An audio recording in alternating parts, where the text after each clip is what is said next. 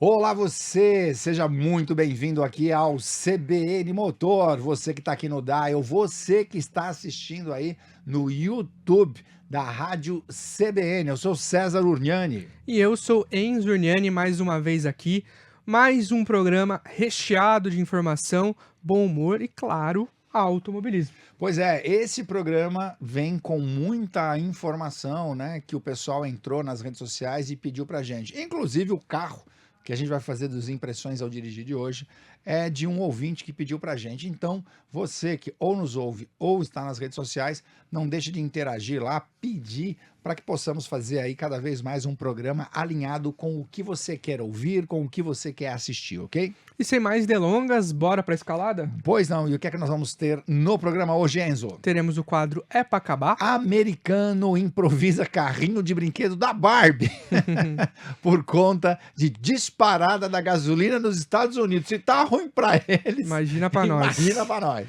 Teremos também Impressões ao Dirigir. Aê, atendendo pedidos, GWM Raval H9. Você tá pensando em comprar uma Hilux ali, uma SW4? Então, ouça aqui o CBN Motor. Fique esperto. Teremos também notícias automotivas. Projeto de lei que suspende por 10 anos CNH de motorista que causar morte ao volante é aprovada por comissão. Quero ver pegar. Absurdo.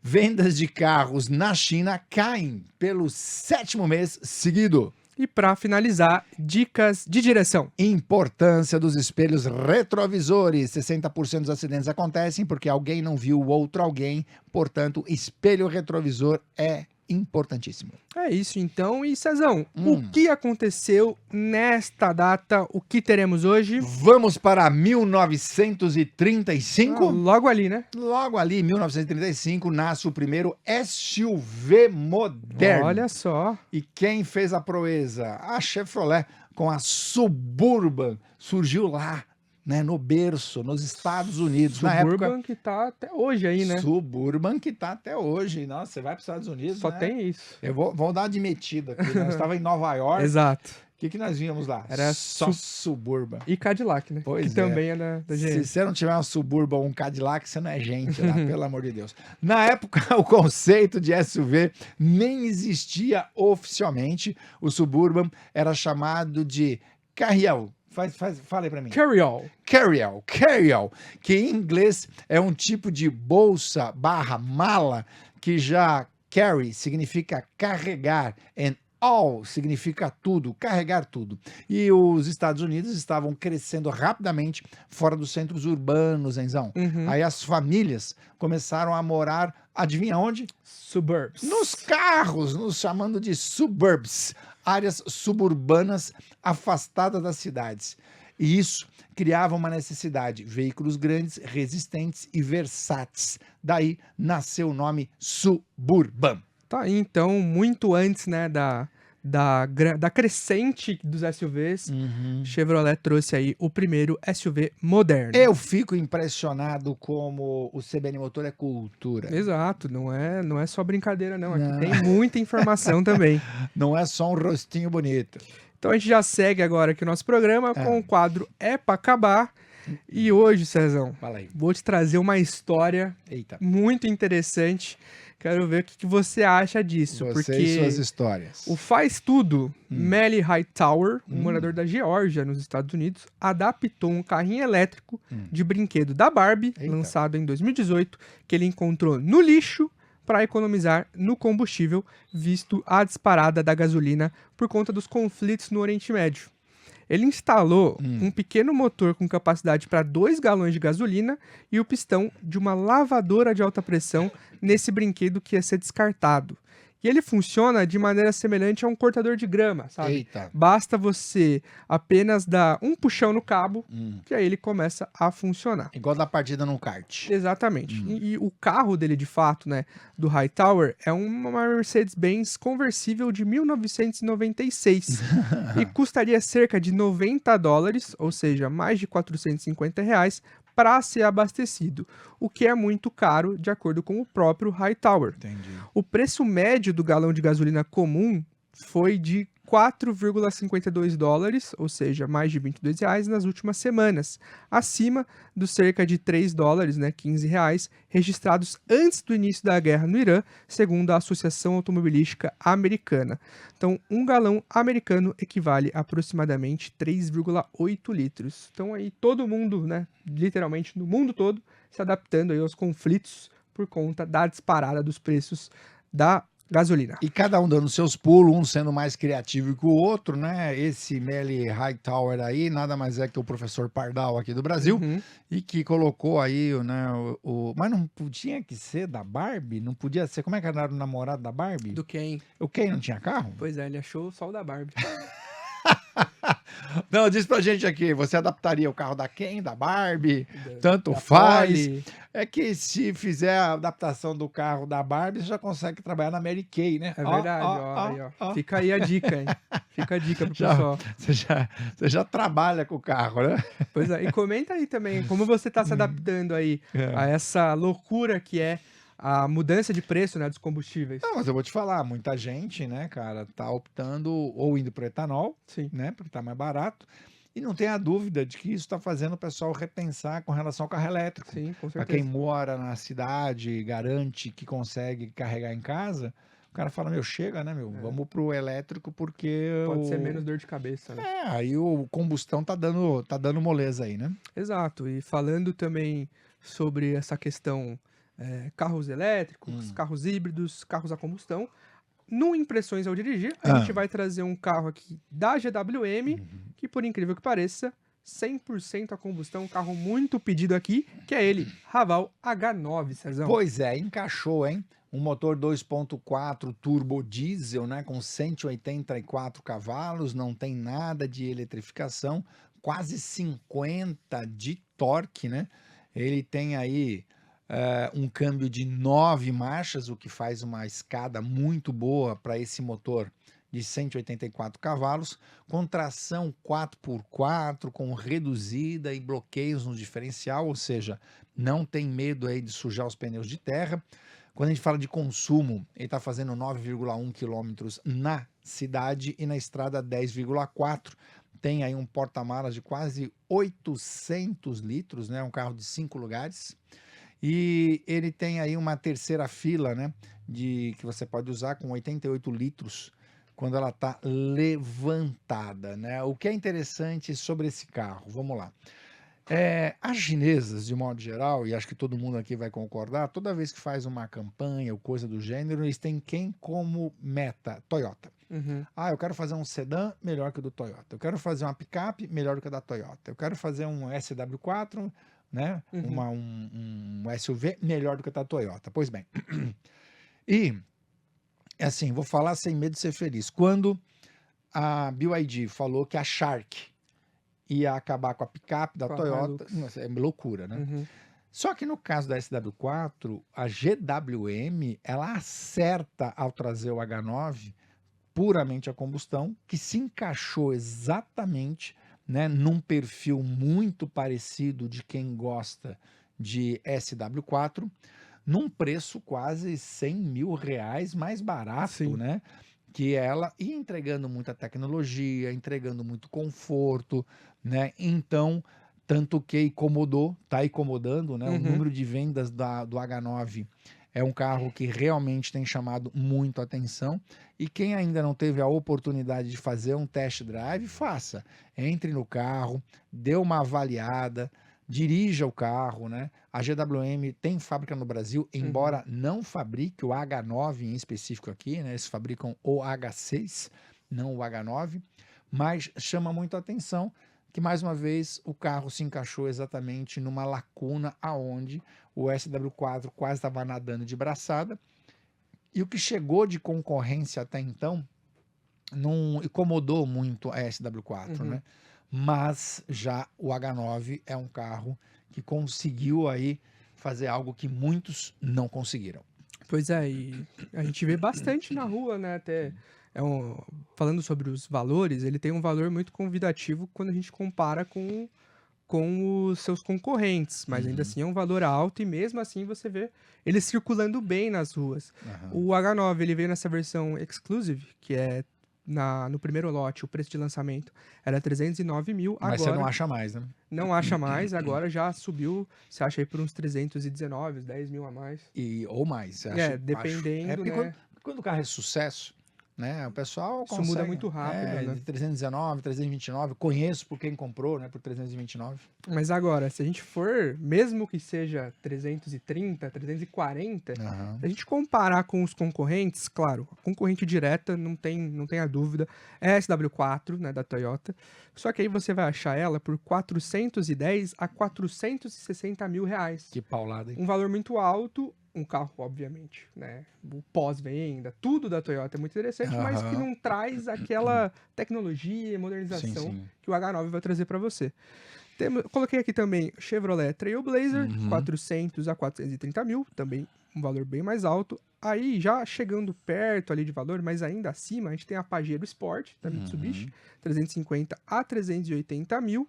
E, por fim, Commander, que aí já é um pouco mais barato, mas ainda assim não conversa na mesma prateleira que esses outros. né? Não, tá. É uma distância gigantesca, né? Então você vê, os carros que têm alguma coisa que tecnicamente possam se equivaler estão com preço muito acima. Sim. Aí para você tentar achar alguma coisa que esteja próxima de preço, o carro está Entrega muito menos, longe, está é. muito distante do que o H9. Por isso que eu digo, ele foi muito estratégico. Foi um carro que se encaixou num ambiente e trazendo um preço que, olha, tá realmente fazendo um Cezão, sucesso eu gigantesco. não tenho esses números, mas não duvido que ele até tenha tirado aí, talvez, alguns compradores de SUVs premiums, por Com exemplo, certeza, né? que Porque acabou achando o carro mais sim, interessante. sim, o cara olha, pô, com esse dinheiro eu tô levando isso e com um pouquinho mais eu tô levando um H9, né? Não tem Exato. dúvida, não tem dúvida. Então, como a gente sempre diz aqui, não deixe de fazer um test drive. Às vezes você tem um perfil muito mais parecido com o de uma SW4 e quer, né, gosta da Aham. marca, quer gastar um pouco mais num carro que traz muita confiança também, mas não deixe de olhar o H9, que é uma recomendação muito bacana. Das marcas, né? Se a gente colocar aí BYD, GWM, o Moda, o Jayco. Jayco Moda e outras tal, a GWM ela tem, obviamente, reclamações no Reclame Aqui, mas é das que tem menos. Não, é uma marca que... Porque isso é importante, porque aí alguém tá ouvindo aqui ou assistindo dizendo assim, tá, mas eu tenho uma confiança gigantesca na Toyota que é indiscutível. Eu vou ter essa mesma, né, assistência técnica na GWM, é pertinente esse seu questionamento, essa sua preocupação, mas até então estão se dando bem. É isso, GWM não, né, falando, cada um tem a sua estratégia, as chinesas também, mas a GWM é a que mais parece uma montadora tradicional que já estava aqui no Brasil. Tanto que um monte de gente está na GWM é ex-Toyota, só para você ter uma ideia. Então é isso, gente, com essas informações a gente vai para um rápido intervalo e volta já. CBN Motor. Apresentação: César Uriani e Enzo Uriani. E aí, foi rapidinho, não foi? Pois é, estamos novamente aqui no CBN Motor, não posso deixar de agradecer a audiência, agradecer a todos que escrevem pra gente, a gente ali lê tudo, a gente aceita, né, muitas das indicações que vocês passam pra gente. Se vocês quiserem aí depois assistir também o CBN Motor ou indicar, ele vai, né, pro meu YouTube, além do YouTube da própria Rádio CBN, e a gente coloca uma série de cortes também no meu Instagram, ok? E agora a gente começa aqui com notícias automotivas. É isso, Cezão, vou trazer uma notícia aqui quentinha e quero saber a sua opinião sobre isso. Manda! Porque a Comissão de Viação e Transportes da Câmara dos Deputados Mas aprovou... como é que chama? A Comissão de Viação e Transportes da Câmara dos Deputados... Não sabia nem que existia. Pois é, aprovou um projeto de lei que endurece as penas para o crime de homicídio culposo, quando não existe a intenção de matar, ao conduzir veículos. Atualmente, esse artigo, né, que é o 293 do CTB, determina entre 2 meses e 5 anos como tempo de suspensão do direito de dirigir e pena de detenção de 2 a 4 anos para o condutor que for condenado por homicídio culposo. Já nesse novo texto, ele estabelece 10 anos de suspensão da CNH e aumento do tempo de prisão. Esse aumento seria aí de detenção para 4 a 8 anos, ou seja, o dobro. O projeto agora vai ser analisado pela Comissão de Constituição e Justiça e de Cidadania. Para virar uma lei, ele precisa ser aprovado também pela Câmara dos Deputados e pelo Senado, ou seja, está no começo ainda, mas já é algo a se olhar. Legal, então eu vou te fazer uma pergunta. Se a lei diz que a pessoa, por exemplo, vai ficar presa 1 ano, depois a lei diz que ele vai ficar preso 10 anos, você acha que a pessoa vai deixar de fazer? Ah, não, ficar preso só 1 ano tá bom, então eu vou lá. Não, o que faz a pessoa cometer um crime desse não é o medo de ser preso, é o cara que se destemperou, foi ali, ele nem tá olhando para isso. Essa é uma informação que a maioria das pessoas nem sabem. Que haverá consequências, ele sabe, mas na hora da loucura ele vai lá e comete ali um erro, né? Então, ok, eu acho que tem que endurecer sim, mas eu tenho a plena convicção de que o que fará com que as pessoas se envolvam cada vez menos em confusão, em mortes no trânsito, é um negocinho chamado educação. Sim. Por que eu faço? Qual a motivação? As pessoas não terem pressa, as pessoas terem mais consciência, serem mais tranquilas. É isso. Mas é lógico que eu vejo com bom tom.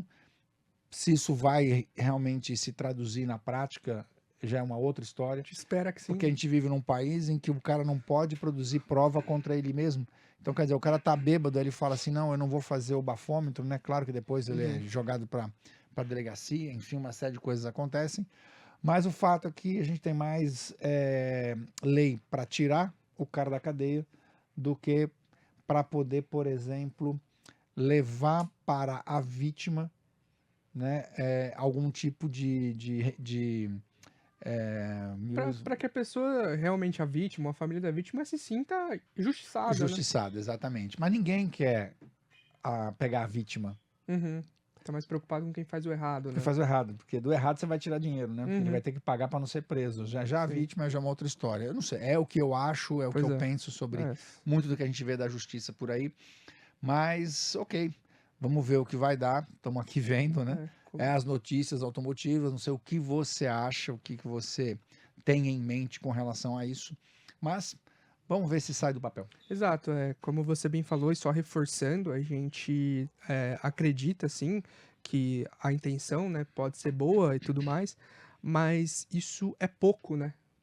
Se o Senado, enfim, essa comissão está de fato preocupada com a situação que a gente vive hoje, isso é pouco, né? Além disso, falta um incentivo na questão educacional mesmo, né? Das pessoas entenderem o que é o trânsito. Não, porque, por exemplo, na lei aqui, ó, gente, só para vocês entenderem, né? O que nós estamos dizendo é o seguinte: a pessoa precisou matar para pegar 10 anos de cadeia. Eu acho que se você foi pego bêbado, você já vai para 10 anos, antes de matar. Sim.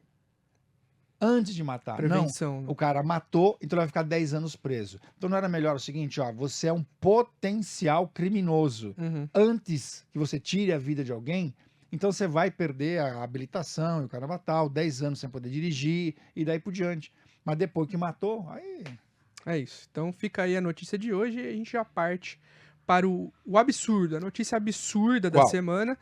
Isso porque é absurdo por conta dos números aqui. Muita gente talvez não saiba, mas dados de abril, né, que foram os últimos que saíram, mostram que as vendas de automóveis na China caíram pelo 7º mês seguido. Eita, o que aconteceu lá? Pois é, segundo dados da Associação de Carros de Passageiros da China, as vendas recuaram 21,6% em relação ao mesmo período do ano passado, para 1,4 milhão de veículos. Isso aumenta a pressão sobre as montadoras do país, que têm buscado expandir sua presença no exterior para compensar a forte concorrência no mercado interno. Para se ter uma ideia, essa concorrência ficou tão intensa que empresas como a BYD passaram a enfrentar queda nas vendas internas, registrando sua maior queda de lucro trimestral em 6 anos. O lucro líquido da montadora no primeiro trimestre despencou 52,4% em relação ao mesmo período do ano passado, para 4,1 bilhões de yuans, que significa 599 milhões de dólares, após já ter recuado 38,2% no trimestre anterior, segundo os dados divulgados pela própria empresa. Bom, na verdade, eu acabo vendo isso como um ajuste, né? Porque eles estavam numa aceleração louca, né? Enfim, produzindo muito mais do que era possível consumir. E aí aconteceu lá na China o que muito breve a gente vai ver aqui no Brasil. Para vender, vai metendo preço, vai jogando lá para baixo, uma concorrência maluca. Se correr o bicho pega, se ficar o bicho come. Só que chegou uma hora que ficou insustentável, né, para quem estava precisando de lucro.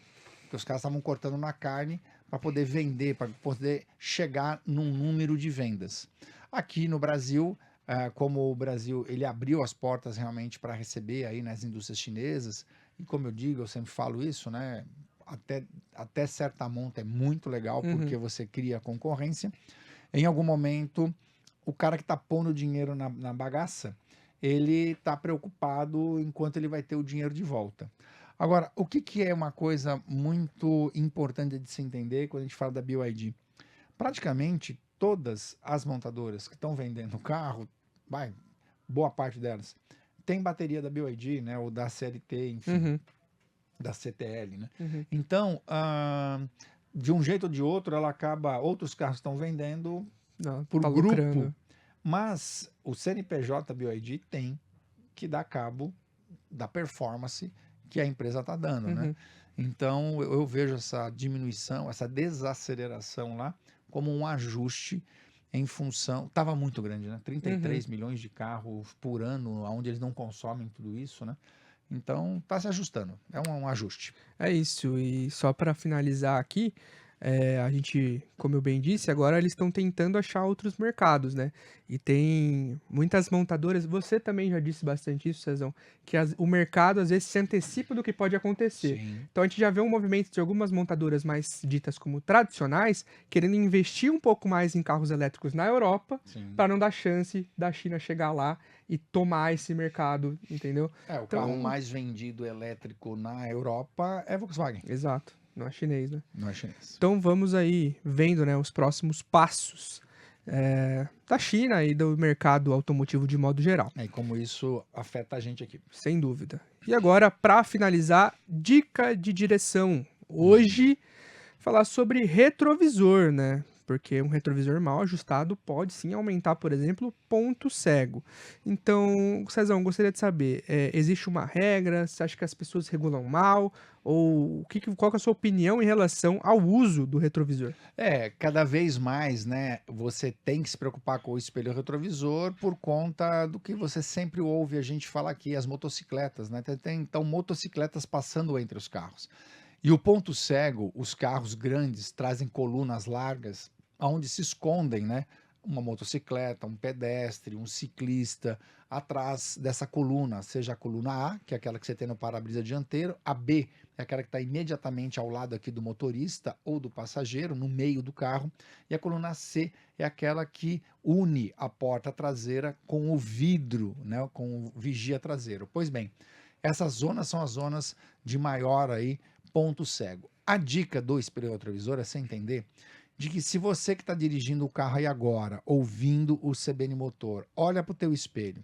A hora que você vira a cabeça e olha para o espelho, você está enxergando a lateral do seu carro? Se estiver, vou te dar uma dica. Abre um pouco mais o espelho, seja o esquerdo ou o direito. Por quê? Quanto mais você enxerga da lateral, menos você enxerga da via. Abra um pouco e você vai ver que algum objeto, algo do cenário que você não estava enxergando, entrou no seu espelho retrovisor. Portanto, você diminuiu o ponto cego e ampliou, né, a margem do que você pode ver. Além disso, hoje, tem muitos carros, tem muitas câmeras, né?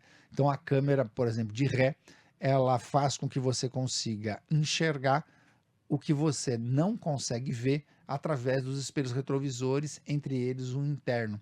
Então hoje, uma câmera de ré faz toda a diferença também para que você consiga eliminar, diminuir os pontos cegos. No caso de uma câmera de ré ou de uma câmera frontal, nós estamos falando de uma manobra quase parada, o estacionamento e tal.